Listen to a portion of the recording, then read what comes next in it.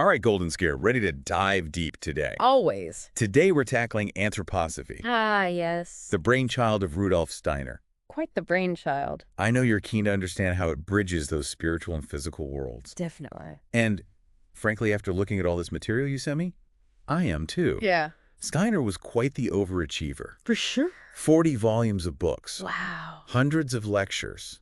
Thousands of drawings. The man had ideas. He had ideas to spare. He really did. What's fascinating is that he didn't limit himself to just one area. Right. You know, he explored education, agriculture, medicine, the arts, Mm-hmm. all through this lens of anthroposophy, Yeah. seeking to nurture the whole human being. So where should we start? Okay, well, first things first. For those of us who might need a refresher, Okay. how would you sum up what anthroposophy actually is? So anthroposophy, in a nutshell, it combines the Greek words for human and wisdom. Okay. And it's a spiritual philosophy that emphasizes our capacity to connect with the deeper spiritual world Okay. through inner development. Mm. It's about recognizing that we're more than just physical beings. Right. You know, we have this spiritual core Uh-huh. that's constantly evolving. So it's about recognizing our inner potential. Yeah. And more importantly, actually developing it. Precisely. Okay. Steiner argued that this development, this journey of self-discovery, is actually key to understanding ourselves and our place in the universe. So how did Steiner even arrive at these ideas? Yeah. Was he just born with this cosmic knowledge? Well, not quite.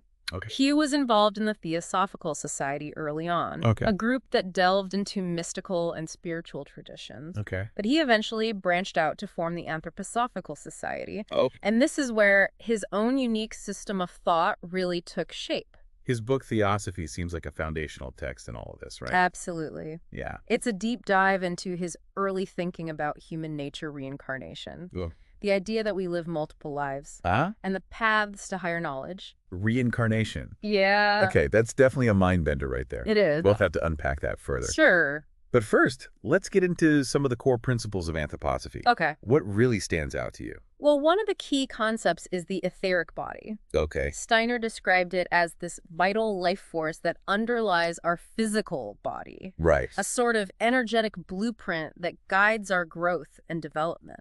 So like an invisible force field that shapes who we are. You can think of it that way. Okay. And this concept of the etheric body connects directly to the idea that we're not just physical beings, but Right. also spiritual beings. Right. In fact, Steiner said we're composed of four main parts: the physical body, Okay. the etheric body, the astral body, and the or ego. Okay, hold on. Yeah. We're dealing with 4 different bodies now. Yes. Tell me more. Well, imagine it like this. Okay. You have your physical body, which is what we see and interact with in the everyday world. Right. Then there's the etheric body, that life force we just talked about. The Mhm. astral body is where our emotions and desires hang out. Okay. And finally, at the center of it all, there's the your core sense of self. Okay. Yeah. So each of these bodies plays a specific role in making us who we are. Exactly. Right. And Steiner believed that these different layers are constantly interacting. Uh-huh. What we do in the physical world impacts our etheric and astral bodies, Mhm. and vice versa. Interesting. It's this fascinating feedback loop between the physical and the spiritual. It's like our thoughts, feelings, and actions have consequences beyond what we can see or even fully comprehend. That's a great way to put it. Wow. And this is where Steiner's idea of reincarnation comes back into play. Right? He argued that after death, we go through a kind of review process in the spiritual world, Okay. shedding the baggage of our past life and preparing for a new incarnation. So it's not a one-and-done deal. Right. It's more like we're constantly evolving across multiple lifetimes. Exactly. Each life is a chapter in a much bigger story, Ah, a chance to learn, grow, and evolve our spiritual selves. yeah. And this whole idea really shifts your perspective on things, doesn't it? It really does. It's not just about this one life. Right. It's about an ongoing journey of self-discovery that stretches across multiple lifetimes. Wow. Yeah. That is a lot to process. I know, right?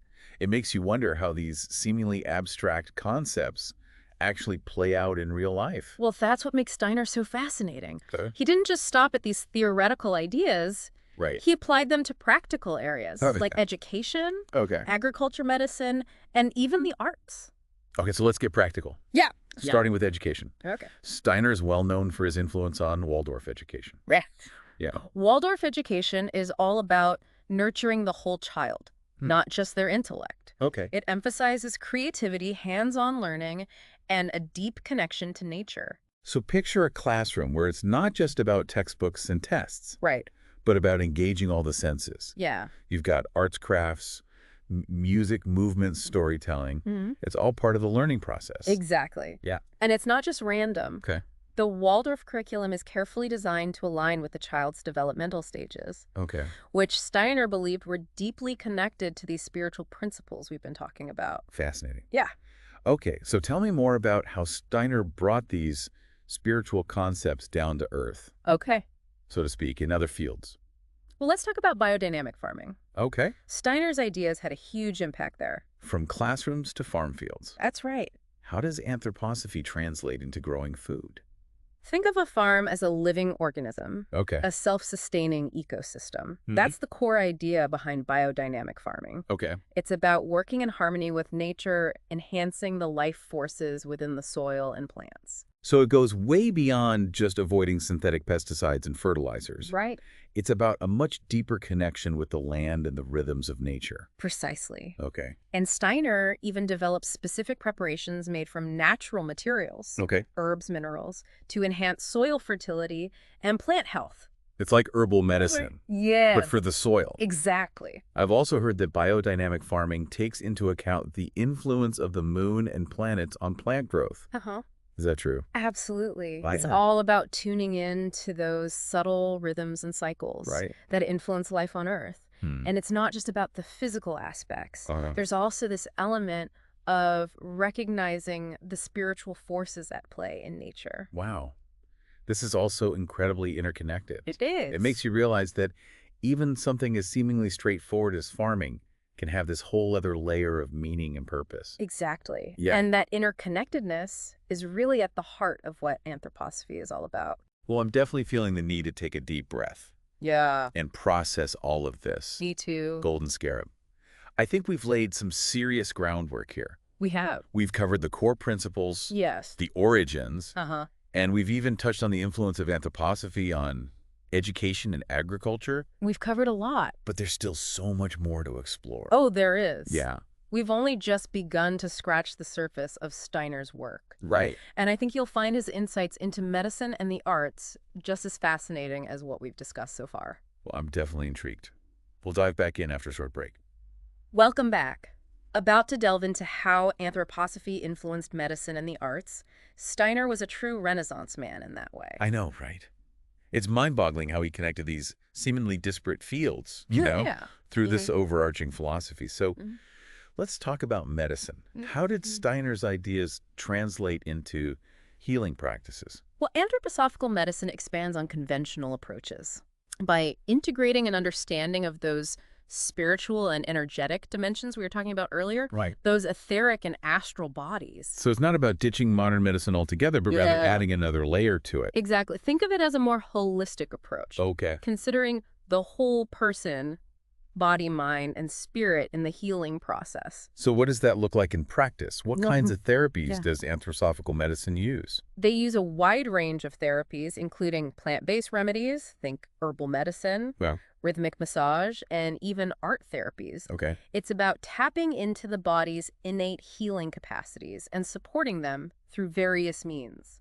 It sounds like a very personalized approach, tailoring treatments to the individual rather than Yes, just treating symptoms. that's a great observation. Okay. Anthroposophical medicine really emphasizes treating the root cause of an illness, Right. not just suppressing the symptoms. Makes sense. Yeah. And what about the arts? Where does that fit into all of this? Well, Steiner believed that the arts are a powerful tool for self-development and spiritual growth. Okay. He saw beauty as a pathway to understanding higher truths. So it's not just about creating something aesthetically pleasing, Right. but about using art as a means of connecting Exactly. with something deeper. Exactly. And Steiner even developed a unique movement art called Eurythmy, Okay. which is all about making the gestures of speech and music visible through movement. Wait, so it's like a dance form Yeah. that expresses the essence of language and sound. That's a great way to put it. Okay. And it's not just about performance. Okay. Eurythmy is also used therapeutically to enhance physical coordination, artistic expression, and even to help people connect with their inner selves. It sounds incredibly expressive and almost meditative. Mm. I can see how that would tie into Steiner's emphasis on inner development. It really does. Steiner saw beauty and art as essential nourishment for the soul, something that could uplift and inspire us, connect us to something larger than ourselves. You know, as we're talking about all these different areas where Steiner's ideas have had an impact, Yeah. I'm struck by how interconnected everything is. It is. There's this common thread running through education, agriculture, medicine, the arts. Yes. It's all about recognizing our potential as human beings and fostering our growth and evolution, both individually and collectively. You've hit the nail on the head. It's this holistic vision of human development that makes anthroposophy so compelling. Right. And honestly, so relevant to the challenges we face today. I'm curious, with all this talk about holistic development, did we come across anything in the materials about how anthroposophy addresses mental and emotional well-being? Yeah. It seems like Steiner's ideas could offer valuable insights in this area. You're right. That's a key aspect of holistic development. Right. While the provided materials didn't dive specifically into mental health treatments, Okay. remember how we discussed the fourfold human being? Yeah. The physical, etheric, astral bodies, and the I. Right. Anthroposophical thinking sees imbalances in these layers as contributing to not just physical illness, but emotional and mental distress, too. So it's about understanding those different aspects of ourselves Yes. and how they interact to create a sense of balance and well-being. Precisely. It's like tuning an instrument. Okay. When all the strings are in harmony, you get beautiful music. Right. But if one string is out of tune, it affects the whole sound. Yeah. Anthroposophy encourages us to become aware of those different strings within ourselves Okay. and find ways to bring them into harmony. That's a beautiful analogy. Yeah. It seems like anthroposophy is really about empowering individuals to take an active role in their own healing and development. Absolutely. And it's about recognizing that our well-being is interconnected with the well-being of the world around us. Okay. So caring for ourselves also means caring for the environment, for our communities, for all living things. It all circles back to that idea of interconnectedness, doesn't it? It does. It's about realizing that we're not isolated individuals, Right. but part of something much larger and more complex. Exactly. And recognizing that interconnectedness is essential for creating a more just, compassionate, and sustainable world. Right. It's about understanding that we're all in this together and that our actions have ripple effects far beyond ourselves. Steiner's ideas seem particularly relevant today as we grapple with issues like climate change, social injustice, and the increasing sense of isolation and disconnection in our technology-driven world. I completely agree. Yeah. Anthroposophy offers a framework for understanding these challenges and finding solutions that address the root causes, not just the symptoms. It seems like there's so much to unpack here. So many Right. different avenues for exploration. Yeah. I'm curious to know, Golden Scarab, what's resonating most with you Yeah. as we delve deeper into these ideas? That's a great question. What stands out to you? What's sparking your curiosity? Well, for me, it's this idea that we're more than just our physical bodies. Yeah. That there's this whole other dimension to our being that we often neglect or even deny. Right. I'm intrigued by the idea of exploring those inner landscapes and discovering the potential that lies within. That's wonderful. Yeah. It's about recognizing the mystery and wonder that lies at the heart of who we are Right. and embracing the journey of self-discovery. It's definitely making me rethink my own assumptions about life, the universe, and everything. That's the beauty of exploring new ideas, isn't it? It is. It challenges our perspectives and opens us up to new possibilities. I know you mentioned Steiner's views on the afterlife earlier. It's definitely a topic that sparks curiosity and perhaps even a bit of apprehension. It's understandable death is a mystery that we all grapple with. Right. But Steiner's perspective on the afterlife and his emphasis on reincarnation offers a different way of understanding that transition. So instead of seeing death as an end, we could see it as a continuation, a transition to another phase of our spiritual journey. Exactly. And remember, Steiner saw this journey as an ongoing process of growth and evolution stretching across multiple lifetimes. It's a mind-bending concept, but also strangely comforting in a way. It suggests that death isn't the end, Yeah. but rather a transition to another realm of existence, Right. another opportunity to learn and grow. That's a beautiful way to put it, and it highlights the interconnectedness between life and death, the Right. cyclical nature of our existence. Wow. There's a lot to ponder there. I think we've covered a lot of ground in this segment. We have. From anthroposophical medicine and the arts to deeper reflections on life, death, and the nature of consciousness. We have. Yeah. And I hope you're finding it as stimulating and thought-provoking as I am. Absolutely. Steiner's work is like a vast and intricate tapestry with so many different threads and layers to explore. It is. And I have a feeling we've only just begun to unravel its complexities. Yeah. But for now, I think it's time to take a deep breath and let all this new information settle in. What do you say? Sounds like a plan. Let's take a moment to reflect and then come back for our final dive into the world of Rudolf Steiner. All right, Golden Scarab, we're back for the final stretch of our deep dive into anthroposophy. And the final stretch. I feel like my brain has expanded a few sizes already. I know what you mean. It's amazing how Steiner's ideas touch on so many different aspects of life I do. and how they all seem to connect back to this core idea of holistic human development. Yeah, it's really fascinating. It's definitely been a mind-expanding journey so far. For sure. And I know you mentioned earlier that Steiner's views on the afterlife were particularly fascinating. I'm Right. curious to hear more about that. Well, you know how we've been talking about reincarnation? Yes. The idea that we live multiple lives? Uh-huh. Steiner's descriptions of what happens between those lives in the spiritual world are really detailed and thought-provoking. Okay, color me intrigued. What did he believe happens after we die? Steiner saw death not as an ending, but as a transition to another realm of existence. Mm-hmm. He described it as a process of review and purification, Okay. where we reflect on the choices we made and the lessons we learned during our earthly life.